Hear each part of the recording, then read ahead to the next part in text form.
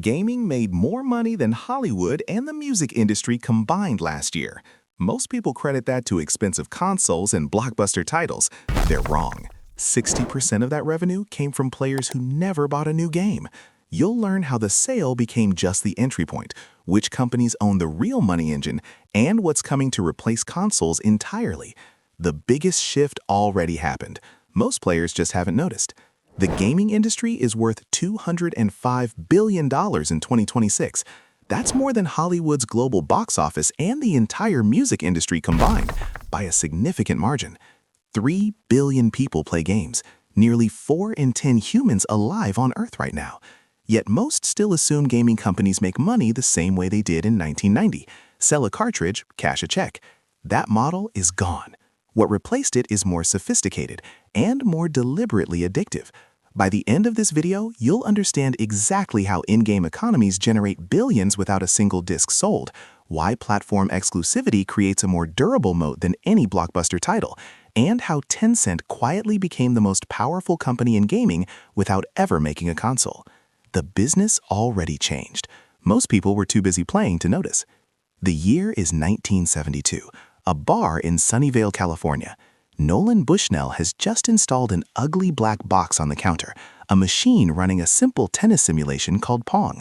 2 days later, the bartender calls. The machine is broken. He's wrong. It's overflowing with quarters. That coin-jammed machine was the first sign that something massive was coming. Bushnell founded Atari shortly after. By 1974, Pong machines filled arcades across America. By 1977, Atari launched the 2600, the first home console to reach mass market. For the first time, kids didn't need to beg for quarters. They could play in their living rooms. Then came the crash. In 1983, the North American video game market collapsed overnight. Retailers were buried in unsold inventory. Atari lost $536 million in a single year. Industry analysts declared gaming dead, a fad that had run its course. Nintendo disagreed. In 1985, a Japanese playing card company launched the NES in North America with a single strategy: control everything. Nintendo certified every cartridge, charged developers licensing fees, owned the supply chain from chip to shelf. When the NES sold 30 million units, Nintendo didn't just save the industry, they rewrote who controlled it. By the mid-1990s, Sony entered with the PlayStation, bringing cinematic storytelling and 3D graphics. By 2001, Microsoft launched the Xbox and introduced online multiplayer at scale. The console wars had begun, but they were never really about hardware power.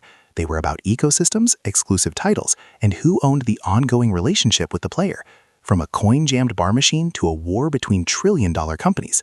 In 50 years, gaming went from a dive bar novelty to the world's largest entertainment industry. You open a free game, no upfront cost, no credit card required. You're in. That's not generosity. That's the most sophisticated customer acquisition strategy in modern business. Gaming companies discovered something counterintuitive in the mid-2000s. A player who pays nothing to start is worth far more than one who pays $60 once and stops. Remove the barrier to entry. Expand the user base to hundreds of millions.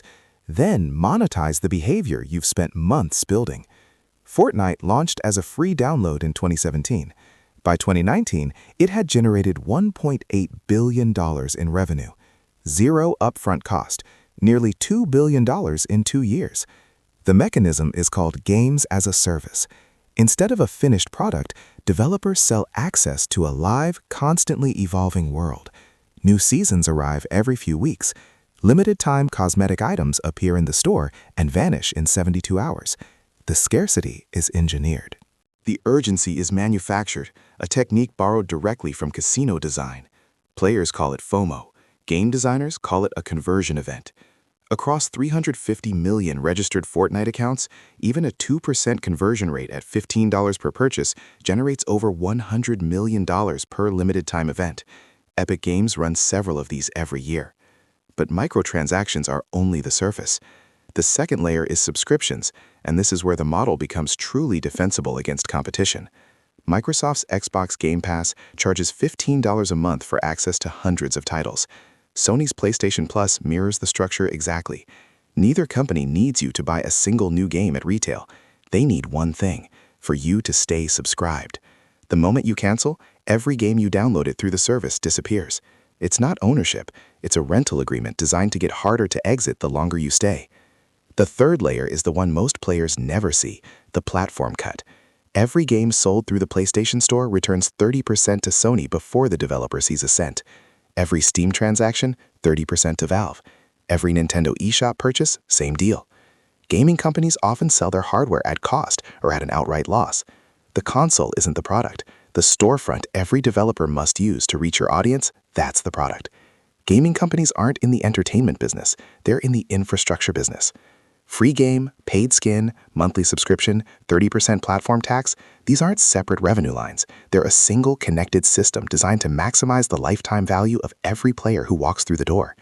The $70 game is the least important transaction in the model. The gaming industry isn't winner take all. It's three competing business models, each trying to make the others obsolete. Sony leads the console market not because the PlayStation 5 outperforms the competition on paper. Sony's real moat is exclusive titles. Spider-Man, God of War, The Last of Us. These games don't exist on Xbox. Sony paid billions to acquire Bungie, the studio that built Halo, specifically to deepen that exclusive library. The hardware is the lock, the exclusive title is the key. Microsoft took the opposite bet. Instead of fighting for exclusives, they're building a platform-agnostic subscription, Xbox Game Pass, designed to run on consoles, PC, and eventually any screen with an internet connection. Microsoft doesn't need you to own an Xbox. They need your $15 a month.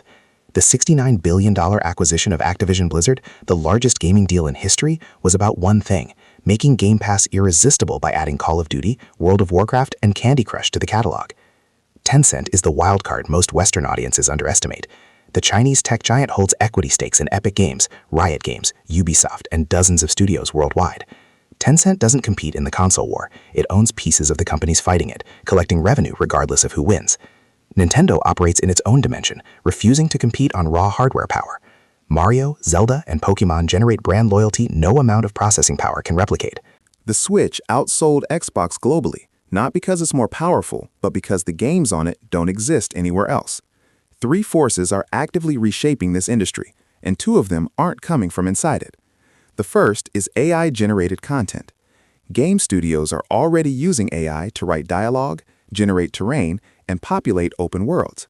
Development tasks that once required 500-person teams over 5 years are compressing fast. When the cost to build a game drops by 80%, the barrier to entry collapses with it. The studios that survive won't be the ones with the most talent. They'll be the ones with the most distribution. The second force is cloud gaming. Microsoft's Xbox Cloud Gaming and NVIDIA GeForce Now let players run high-end games on a $200 laptop with no console required.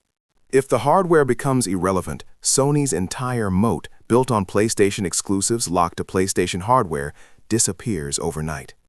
The third is regulation. A February 2026 analyst report flagged that gamers in major markets are spending less time on games as attention competition intensifies. Meanwhile, governments in the EU, UK, and US are actively scrutinizing loot boxes, in-game purchase mechanics, and the power of platform-owning companies. The industry built its last decade on near-zero oversight. That era is ending. By 2030, the company that controls AI-powered game creation tools will hold more power over this industry than any console maker does today. The next Nintendo won't make games. It'll make the engine every studio has no choice but to license. Gaming doesn't sell entertainment, it sells a loop you can't stop. Every skin purchased, every season pass renewed, every hour logged, it's not consumption, it's behavioral data monetized in real time. The industry didn't accidentally discover how to keep you engaged. It reverse-engineered casino psychology and embedded it into something you downloaded for free. The companies that understood this earliest, Tencent, Epic Games, Microsoft, didn't win by making better games. They won by building better infrastructure. The game is the door. The ecosystem is the house. If you want to see the same playbook running at even larger scale, captive users, subscription lock-in, data collection disguised as a service, watch our breakdown of the social media industry next. The parallels will change how you see both. Share this video with someone who thinks gaming is just for kids. That's the breakdown.